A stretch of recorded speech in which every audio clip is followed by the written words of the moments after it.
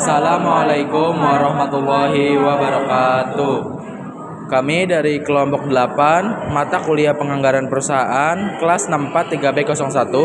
Di sini kami ingin menjelaskan proyek kedua kami yang berjudul analisis budget persediaan obat dengan metode Vivo pada PT Pharma Indo Abadi di Makassar. Sebelumnya izinkan kami memperkenalkan diri terlebih dahulu. Nama saya Muhammad Fikri dengan NIM 64230582. Perkenalkan, saya Nesa Dwi Anggraini dengan NIM 64230624. Perkenalkan, nama saya Elsa Aulia dengan NIM 64230793. Perkenalkan, nama saya Arfian Noda Fabra dengan NIM 64230927. Selamat menyaksikan. Yang pertama adalah latar belakang. Di era globalisasi, pengelolaan persediaan yang efisien menjadi penting, terutama dalam distribusi obat-obatan yang terkait dengan kesehatan masyarakat dan masa kadaluarsa produk. PT Pharma Indo Abadi sebagai distributor farmasi berkomitmen menyediakan obat berkualitas. Untuk menghadapi permintaan tinggi, perusahaan perlu mengelola stok secara optimal. Meski masih menghadapi kendala ketidaksesuaian data, penerapan metode Vivo atau first in first out didukung sistem informasi terintegrasi dapat memastikan obat mendekati kadaluarsa segera dijual, meningkatkan efisiensi manajemen persediaan, dan memperkuat layanan di tengah persaingan global. Nah, tujuannya yang pertama untuk mengevaluasi sejauh mana metode Vivo dapat mengoptimalkan pengelolaan persediaan obat di PT Pharma Indo Abadi. Yang kedua, mengidentifikasi kendala yang dihadapi perusahaan dalam pengelolaan persediaan, terutama terkait ketidaksesuaian antara data fisik dan sistem. Yang ketiga, memastikan bahwa implementasi metode Vivo mampu meningkatkan ketersediaan barang yang sesuai kebutuhan, sehingga PT Pharma Indo Abadi dapat memberikan layanan terbaik kepada konsumen. Selanjutnya, terkait pengertian persediaan. Persediaan adalah bahan atau barang yang disimpan yang akan digunakan untuk memenuhi tujuan tertentu.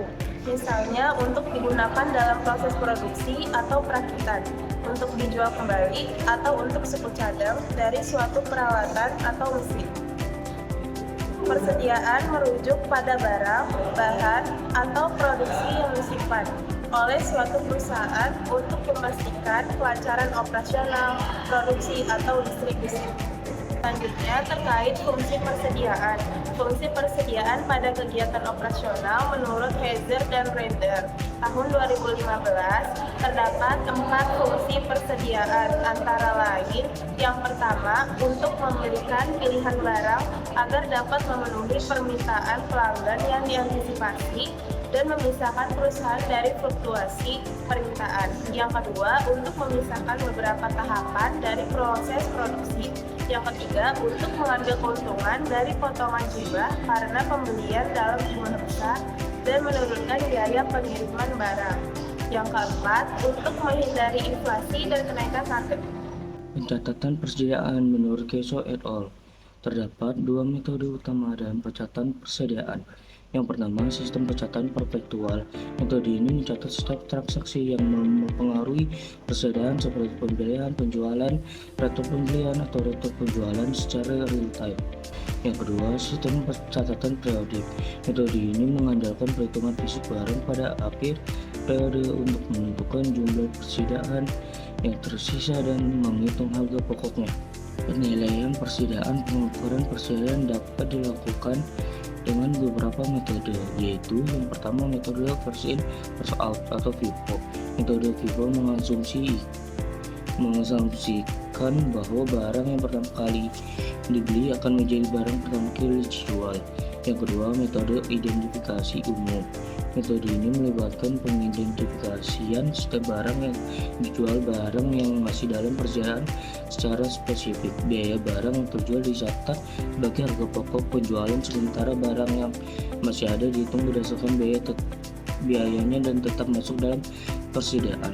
Yang ketiga, metode rata-rata tertimbang atau average.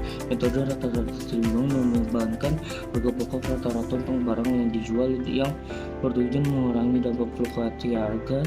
Dalam metode ini, biaya rata-rata dihitung berdasarkan biaya barang di awal periode ditambah biaya pembelian atau produksi selama periode tertentu.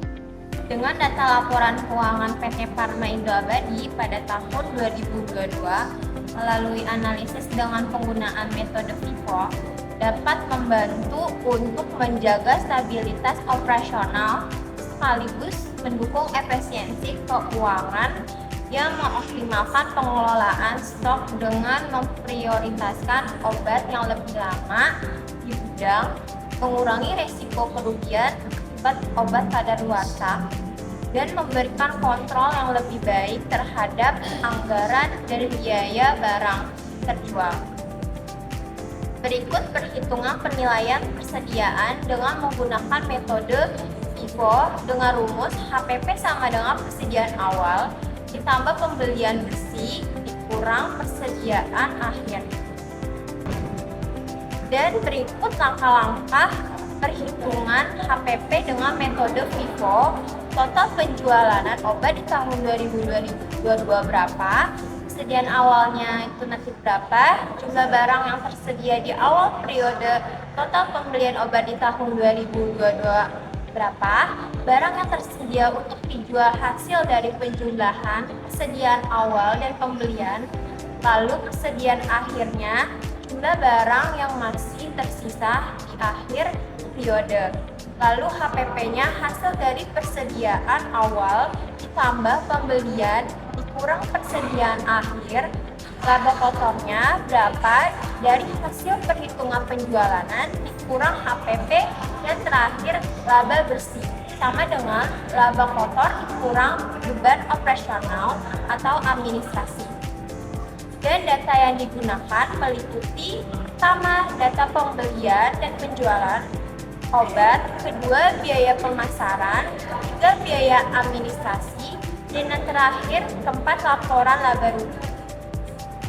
Berikut tabel data pembelian dan penjualan PT Parma Indo Abadi pada tahun 2022. Untuk mengetahui keuntungan atau kerugian usaha atas penjualan obat yang dilakukan oleh PT Parma Indo Abadi pada tahun 2022, perusahaan menggunakan data persediaan awal, persediaan akhir, pembelian, dan penjualan obat selama 1 tahun. Yang pertama, persediaan awal Januari 2022 sebesar 5.671.026. Kedua, persediaan akhir Desember tahun 2022 sebesar 3.8.316.475. Yang ketiga, jumlah pembelian obat 2022 sebesar 4.434.734.141. Yang keempat, jumlah pembelian obat tahun 2022 sebesar 6.484.386.960. Berikut tabel data biaya pemasaran PT Parma Indo Abadi tahun 2022. Berdasarkan tabel yang disajikan, PT Parma Indo Abadi mencatat pengeluaran untuk biaya pemasaran pada tahun 2022. Biaya ini mencakup berbagai komponen seperti uang makan, akomodasi hotel, biaya perjalanan, biaya tol, pengeluaran untuk ekspedisi, honorarium, cashback, apotek dan sales, serta biaya perawatan kendaraan. Total keseluruhan pengeluaran untuk pemasaran selama tahun tersebut mencapai 289.382.423. Tabel data administrasi dan umum PT Parma Indo Abadi tahun 2022. Selanjutnya, berdasarkan pada tabel PT Parma Indo Abadi, pengeluaran biaya administrasi dan umum pada tahun 2022 yang mencakup berbagai kebutuhan seperti alat tulis kantor, ATK, iuran BPJS, biaya kantor atau gudang, layanan internet, pajak, telepon, listrik, dan air minum. Total pengeluaran untuk administrasi dan umum selama tahun tersebut adalah sebesar 90.291.556. Berikut ini merupakan perhitungan untuk harga pokok penjualan. Yang pertama, persediaan awal tahun 2022 sebesar Rp5.671.708.026 ditambah pembelian selama tahun 2022 sebesar Rp4.450.734.141 menjadi persediaan tersedia untuk dijual sebesar Rp10.087.422.167.